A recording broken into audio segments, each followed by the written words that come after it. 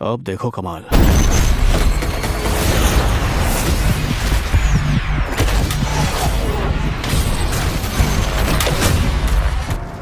ये लाल वाला मार्केट में कब आया? तो हेलो दोस्तों, welcome back in my new video. तो एक बार फिर से मैं आप सभी लोगों का स्वागत करता हूं हमारी एक और नई वीडियो में। तो गाइज आज हम बात करेंगे हॉलीवुड की कुछ बेहतरीन मूवीज के बारे में, जिनके अंदर आपको कमाल का एक्शन, एडवेंचर, साईफाई, फैंटेसी, वो सभी तरह की चीजें देखने को मिलेगी जो कि आपको एक अच्छी हॉलीवुड मूवी के अंदर चाहिए। और सबसे अच्छी बात, ये सारी ही मूवीज आपको हाई क्वालिटी हिंदी डबिंग के साथ देखने को मिल जाएगी। हम बस भटक रहे हैं बिना किसी मकसद के।